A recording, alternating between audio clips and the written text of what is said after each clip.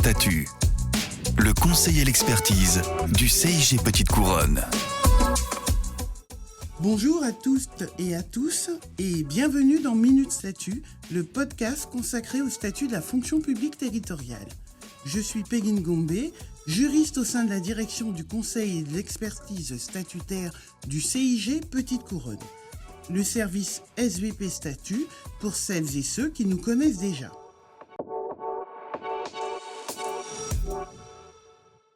Avec mes collègues, j'accompagne au quotidien les employeurs territoriaux dans leurs questions statutaires. Et aujourd'hui, nous allons parler d'un sujet qui concerne directement la gestion des ressources humaines dans les collectivités, les lignes directrices de gestion, que l'on appelle plus simplement les LDG. Je suis accompagnée aujourd'hui de Stéphane Wojnarowski. Bonjour Stéphane. Bonjour Peggy, bonjour à toutes et à tous. Je suis Stéphane Wojnarowski, chef de projet organisation et pilotage RH à la direction de l'emploi territorial du CIG Petite Couronne. Mon rôle est notamment d'accompagner les collectivités dans la structuration et la mise en œuvre de leur politique RH.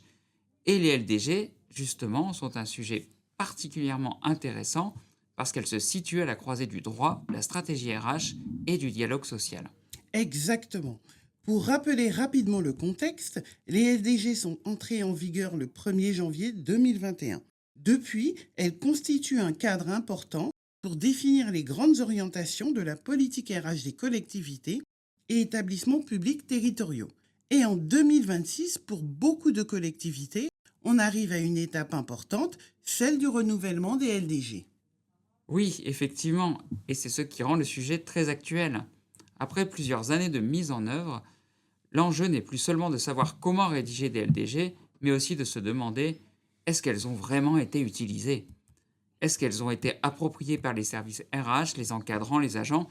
Et surtout, comment peut-on en faire un outil plus utile, plus vivant, plus structurant ?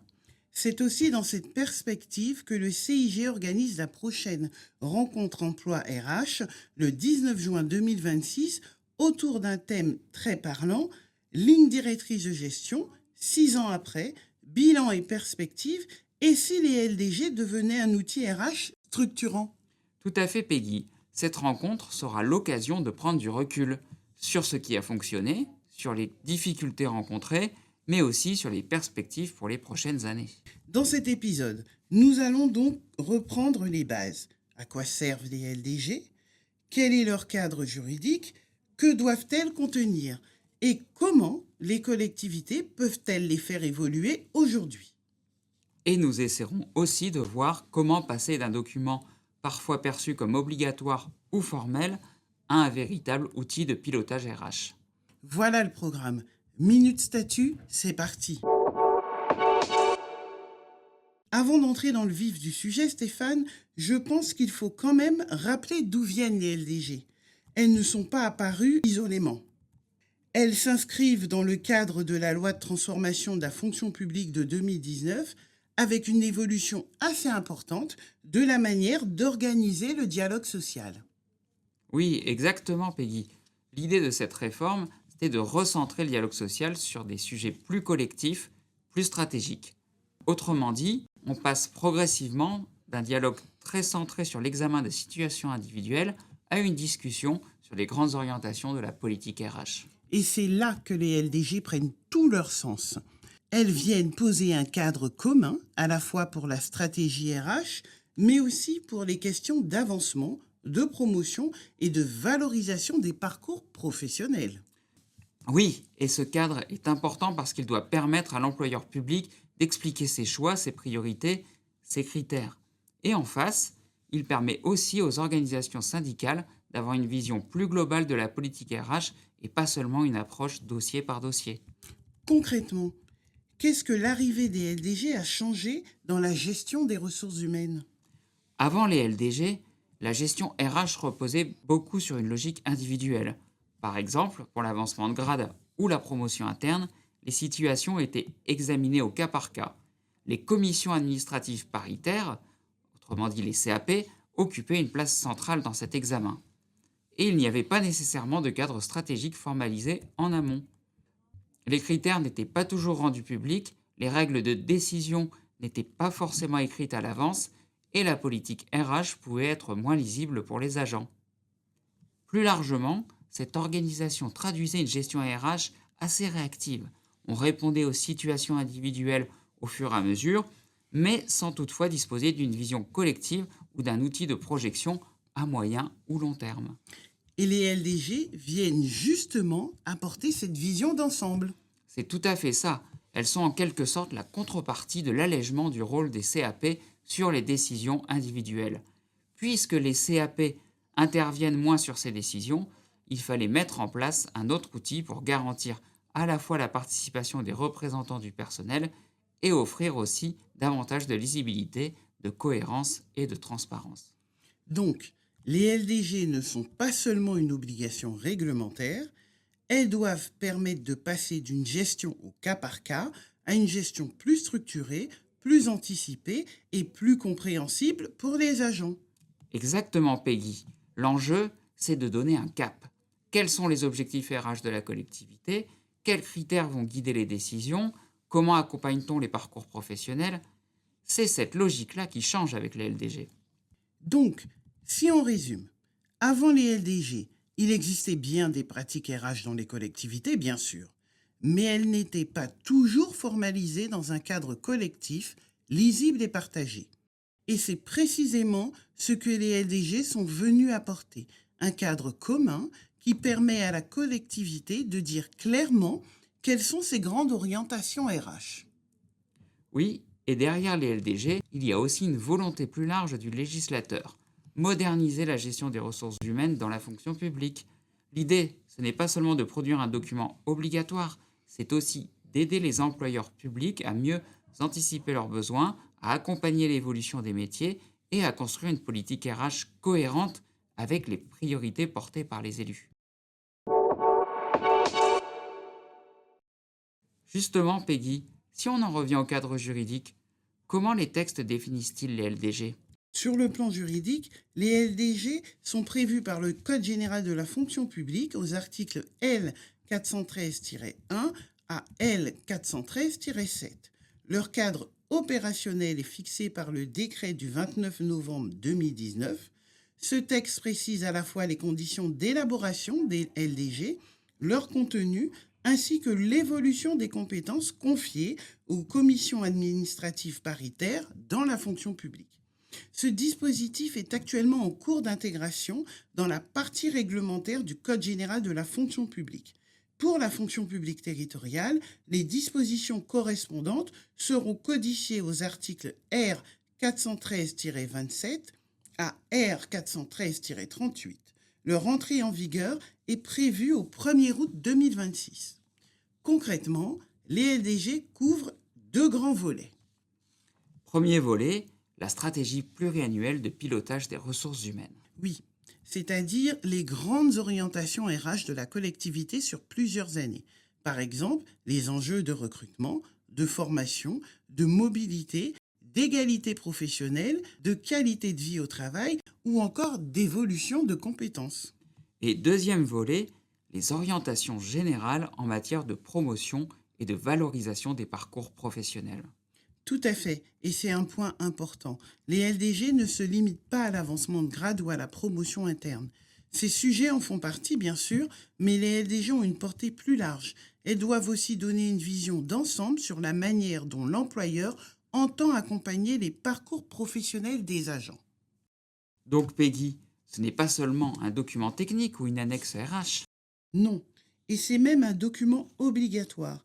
Les LDG doivent impérativement couvrir les deux volets, à la fois la stratégie RH pluriannuelle et les orientations en matière de promotion et de valorisation des parcours. L'objectif est double. D'un côté, poser un cadre pour les décisions de l'autorité territoriale. De l'autre, donner aux agents une meilleure visibilité sur les priorités de leur employeur et sur leurs perspectives d'évolution. C'est aussi ce qui explique que le législateur ait assigné plusieurs objectifs au LDG. Le premier, c'est de renouveler le dialogue social. On passe d'une logique très centrée sur les situations individuelles à une approche plus collective, plus stratégique, avec l'idée que le dialogue social ne porte pas uniquement sur les décisions agent par agent, mais aussi sur les grandes orientations RH de la collectivité. Que nous dit le deuxième objectif? Il s'agit de renforcer les leviers managériaux. Autrement dit, donner aux employeurs publics des outils pour conduire une action publique plus réactive, plus efficace et mieux adaptée aux besoins du territoire. Et le troisième objectif? Simplifier le cadre de gestion des agents publics tout en garantissant davantage de transparence et d'équité. C'est un enjeu important parce que les agents doivent pouvoir comprendre les critères, les priorités et les grandes règles qui orientent les décisions de gestion. Qu'en est-il du quatrième objectif? Il s'agit, pour cet objectif-là, de favoriser la mobilité et accompagner les transitions professionnelles. Les LDG doivent permettre de penser les parcours dans la durée, que ce soit au sein de la collectivité, entre employeurs publics ou même, dans certains cas, vers le secteur privé. Et enfin, que dit le cinquième objectif? Il s'agit, pour ce cinquième et dernier objectif, de contribuer au renforcement de l'égalité professionnelle. Là encore, les LDG peuvent devenir un outil intéressant pour intégrer ces enjeux dans la politique RH globale, égalité femmes-hommes, accès aux responsabilités, déroulement de carrière, formation ou encore articulation entre vie professionnelle et vie personnelle. Donc, sur le papier, les LDG donnent une ambition assez forte. Elles doivent à la fois cadrer, rendre lisible, accompagner et structurer. Oui, mais toute la question est de savoir ce qu'il en est dans la pratique. Avec maintenant plusieurs années de recul, est-ce que les LDG ont réellement atteint leurs objectifs? Totalement? Partiellement? Est-ce qu'elles sont devenues un vrai outil RH ou sont-elles parfois restées un document formel? C'est précisément l'une des questions que nous poserons lors de la rencontre du 19 juin. 6 ans après leur mise en place, quel bilan peut-on tirer des LDG et comment les faire évoluer pour qu'elles deviennent un outil RH réellement structurant? Les textes encadrent le contenu des LDG, mais ils laissent quand même une marge de manœuvre importante aux collectivités sur la manière de les élaborer. Sur la forme, il y a quelques points essentiels à rappeler. Les LDG sont arrêtés par l'autorité territoriale, donc par arrêté et non par délibération. Elles sont adoptées après avis du comité social territorial, le CST. Et elles sont établies pour une durée maximale de 6 ans. C'est une durée importante parce qu'elle correspond à celle du mandat municipal. L'idée finalement, c'est que les LDG puissent accompagner le projet porté par les élus et s'inscrire dans les politiques publiques de la collectivité. Oui, et elles doivent aussi être portées à la connaissance des agents. C'est un point à ne pas négliger. Les LDG ne doivent pas rester un document interne, connu uniquement de la direction ou du service RH. Elles ont vocation à donner de la visibilité aux agents sur les orientations RH de leur employeur. Et autre élément important, elles peuvent être révisées en cours de période, en tout ou en partie. Donc ce ne sont pas des documents figés. Si le contexte évolue, si les priorités changent ou si certaines orientations doivent être ajustées, la collectivité peut les faire évoluer. Ce point est particulièrement important aujourd'hui, puisque les premières LDG, mises en place à partir de 2021, arrivent à échéance pour beaucoup d'employeurs territoriaux. Avec l'échéance du 1er janvier 2027 qui approche, et dans un contexte qui peut aussi être marqué par les élections municipales et professionnelles, les collectivités vont devoir se poser la question de leur renouvellement. Oui, et à mon sens, le premier enjeu, c'est vraiment un enjeu de méthode. Les textes disent ce que les LDG doivent contenir, mais ils donnent assez peu d'indications sur la manière de conduire concrètement leur élaboration. Donc, pour les collectivités, la question n'est pas seulement qu'est-ce qu'on écrit dans les LDG, c'est aussi comment on construit ce document, avec qui, selon quel calendrier et avec quel niveau de concertation. Tout à fait, Peggy. On l'a dit, les LDG sont censés être un levier de dialogue social, mais elles sont aussi un outil de pilotage RH. Et avec la durée de 6 ans, elles doivent permettre d'articuler la stratégie RH avec le projet politique de la collectivité. D'un point de vue réglementaire, l'obligation formelle porte sur l'avis du CST. Mais est-ce qu'on peut aller au-delà? Est-ce qu'on peut imaginer une concertation plus large? Oui, et c'est même souhaitable dans beaucoup de cas. L'élaboration des LDG peut être pensée comme une vraie conduite de projet avec plusieurs parties prenantes. La direction des ressources humaines, bien sûr, mais aussi les élus, la direction générale, les organisations syndicales, les managers et parfois plus largement les agents. C'est intéressant. parce que les LDG interrogent aussi sur le rôle des managers dans la gestion des ressources humaines. Par exemple, sur l'évolution professionnelle des agents, sur l'identification des compétences, sur les besoins de formation ou encore sur l'accompagnement des parcours.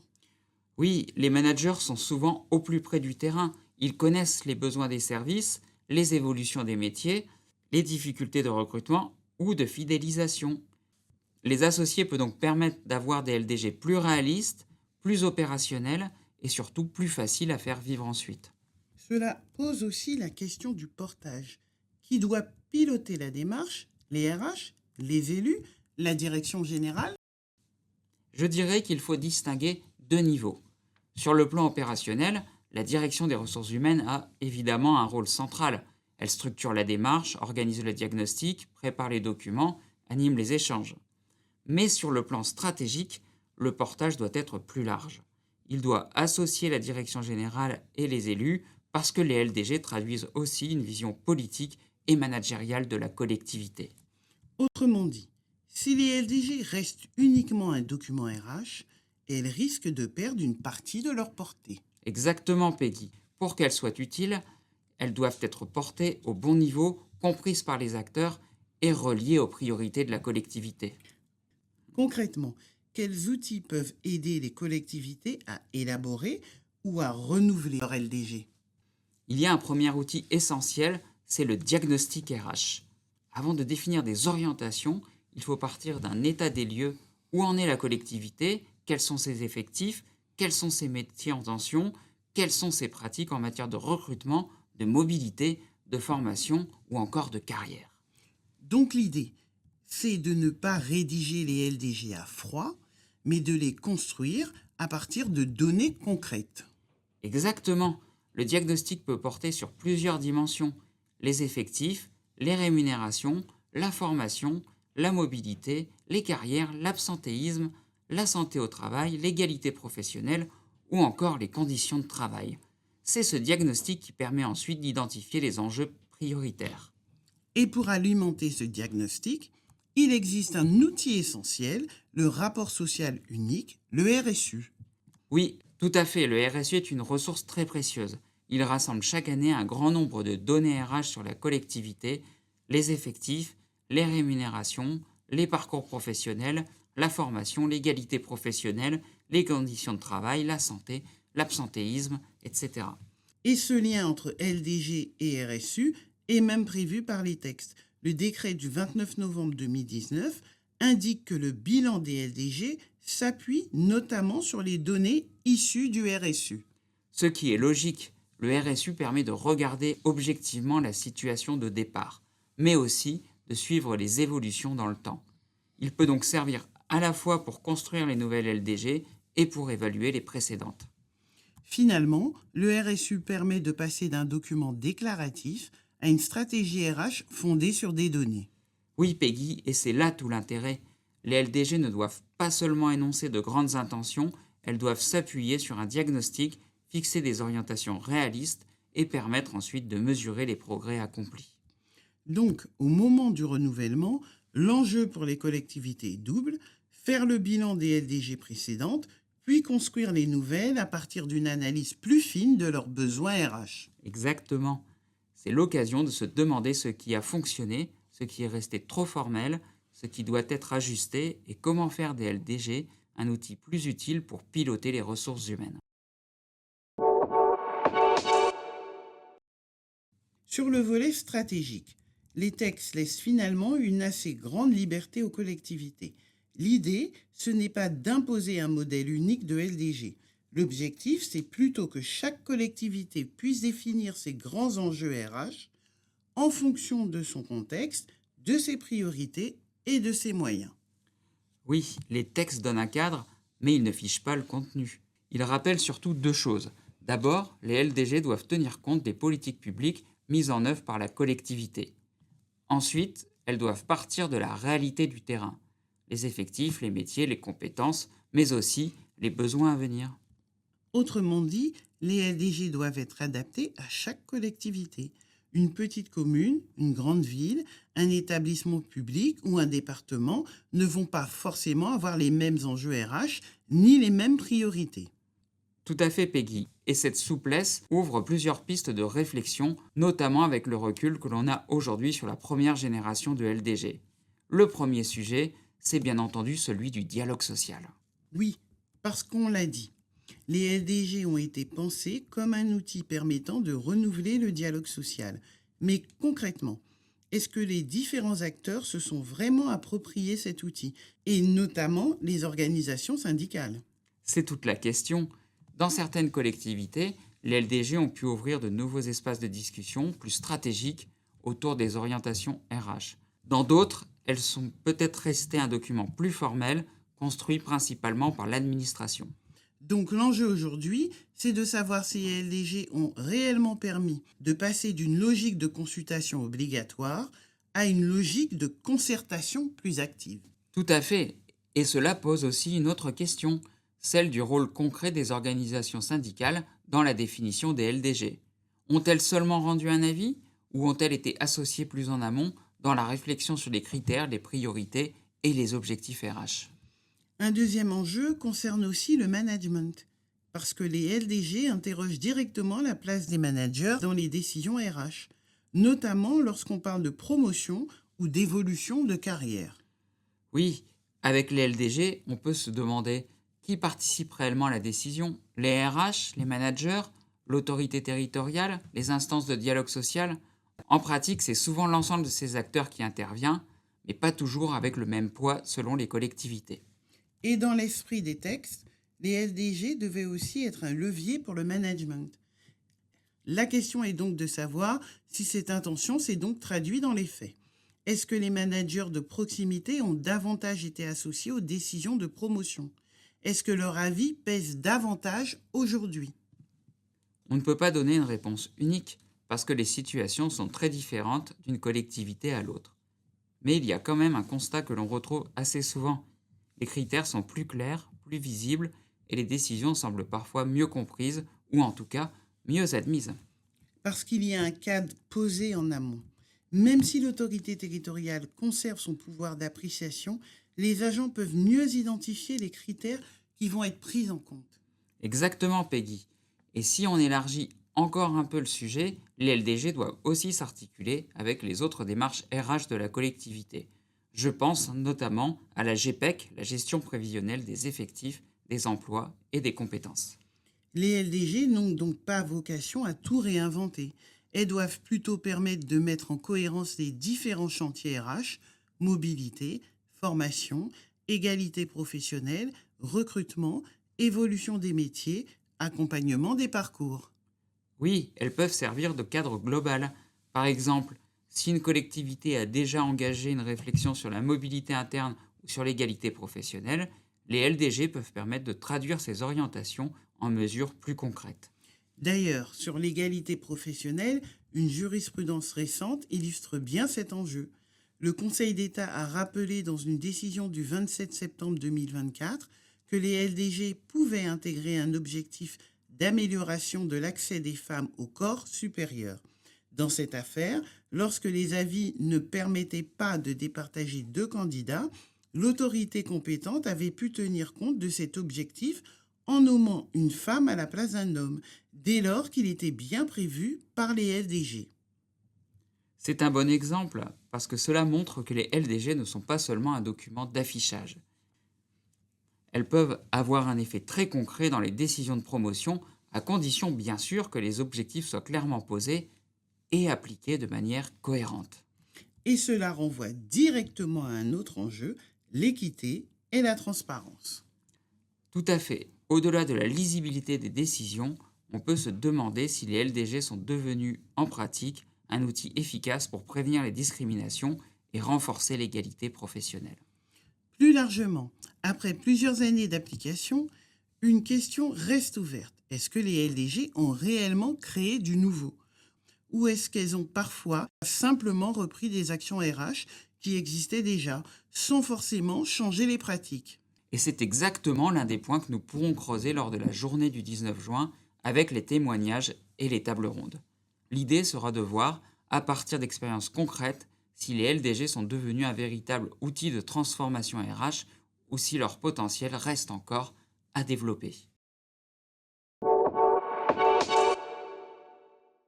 Si l'on passe maintenant au deuxième volet, celui de la promotion et de la valorisation des parcours, l'objectif est assez clair. Les LDG doivent permettre de mieux apprécier la valeur professionnelle des agents et leurs acquis de l'expérience. Concrètement, cela veut dire qu'on ne regarde pas seulement le poste occupé à l'instant T. On prend aussi en compte le parcours de l'agent, les fonctions qu'il a exercées, les formations suivies, les compétences acquises ou encore certaines expériences réalisées dans un autre cadre. Oui, par exemple, une expérience dans une autre administration, une mobilité, un changement de métier ou encore l'exercice de responsabilités syndicales. L'idée, c'est d'avoir une vision plus complète du parcours professionnel. Et depuis que les CAP n'interviennent plus sur ces décisions, les LDG sont devenus le cadre de référence pour établir les listes de promotion interne et les tableaux d'avancement. Avec une précision importante, l'employeur conserve son pouvoir d'appréciation. Les LDG fixent un cadre, des critères, des orientations, mais elles ne transforment pas la décision de promotion en automatisme. Justement, Peggy, est-ce que tu aurais un exemple concret pour expliquer cette notion de pouvoir d'appréciation? Oui, un exemple récent permet de bien comprendre. Dans une affaire jugée le 6 février 2026, la Cour administrative d'appel de Marseille a rappelé que l'autorité territoriale conserve bien un pouvoir d'appréciation pour établir un tableau d'avancement, mais ce pouvoir doit s'exercer dans le respect des LDG adoptés par la collectivité. Donc l'employeur peut choisir, mais il doit choisir dans le cadre qu'il s'est lui-même fixé. Exactement. Dans cette affaire, la collectivité utilisait un outil d'aide à la décision avec plusieurs critères et un système de points. Mais tous les critères prévus n'avaient pas été évalués pour l'un des agents. Le juge a donc considéré que le tableau d'avancement n'avait pas été établi dans des conditions suffisamment régulières, car les critères des LDG n'avaient pas été appliqués de manière complète et homogène. Ce qu'il faut retenir, c'est donc que les LDG ne sont pas seulement indicatives. Si la collectivité définit des critères, elle doit ensuite les appliquer à tous les agents concernés de manière comparable. Oui, le pouvoir d'appréciation existe, mais il intervient après l'examen des dossiers au regard des critères prévus. Une fois cet examen réalisé, l'autorité territoriale peut bien sûr apprécier la manière de servir, l'adéquation du profil avec les attentes d'un poste ou les besoins du service.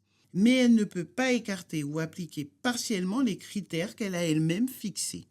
C'est un point de vigilance très important pour les collectivités, parce que les LDG sécurisent les décisions, mais seulement si elles sont réellement utilisées et appliquées de façon cohérente. Et cela rejoint aussi la question de la communication aux agents. Les LDG doivent être portés à leur connaissance, notamment par voie numérique, et si besoin, par tout autre moyen adapté. Cette communication est essentielle.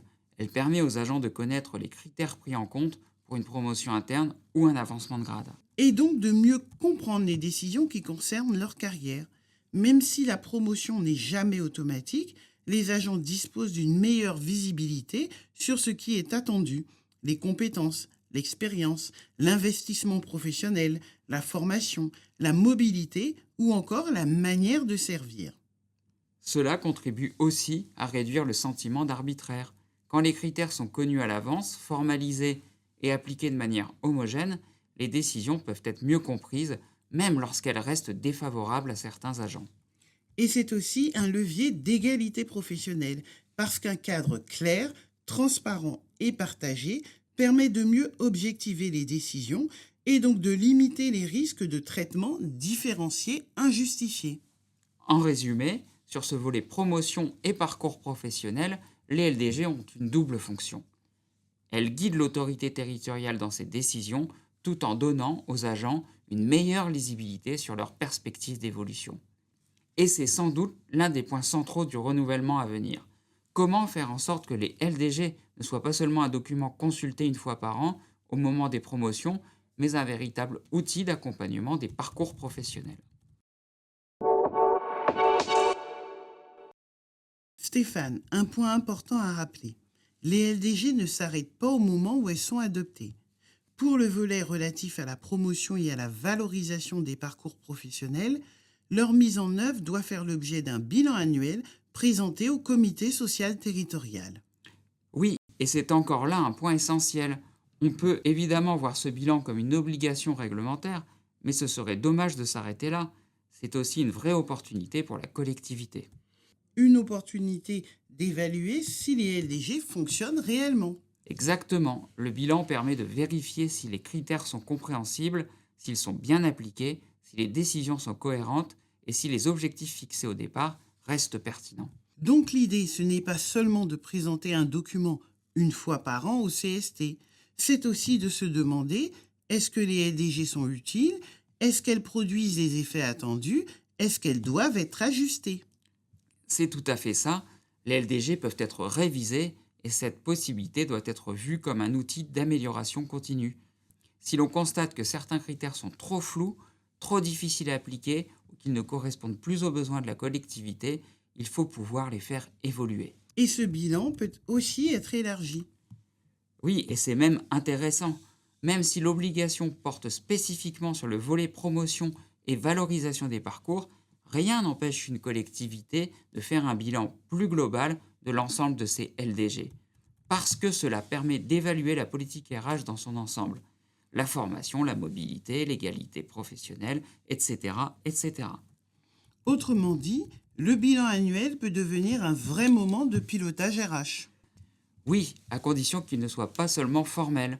L'enjeu, c'est d'en faire un temps utile pour analyser, partager les constats avec les acteurs concernés et ajuster la stratégie si nécessaire. Mais justement, Peggy, sur le plan juridique, que se passe-t-il lorsqu'une collectivité n'a pas adopté de LDG? C'est un point de vigilance majeur.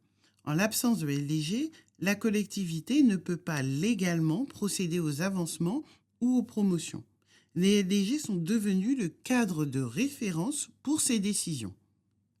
Donc, l'absence de LDG peut fragiliser directement les décisions individuelles prises par l'autorité territoriale. Oui, en cas de contentieux, le juge administratif peut annuler les décisions prises sans ce cadre préalable. Et les conséquences peuvent être importantes.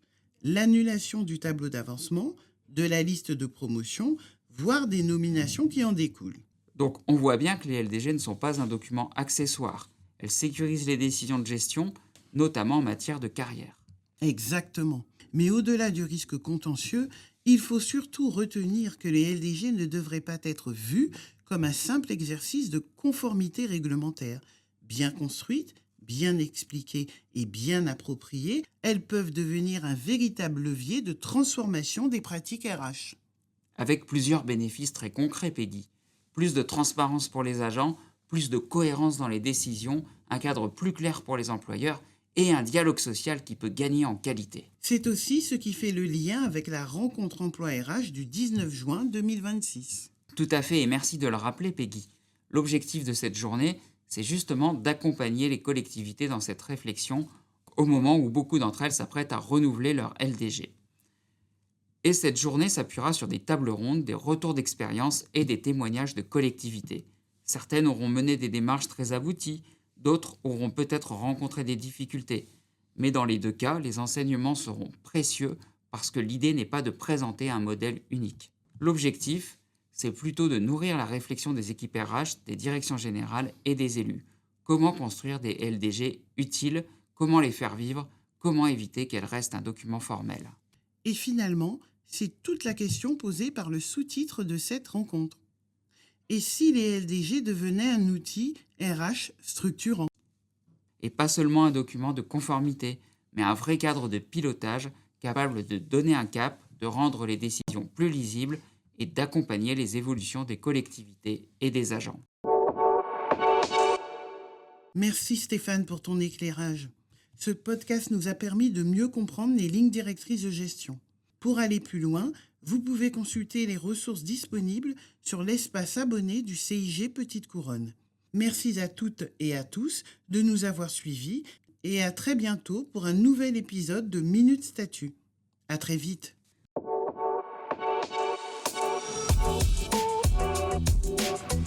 Minute Statut, le conseil et l'expertise du CIG Petite Couronne.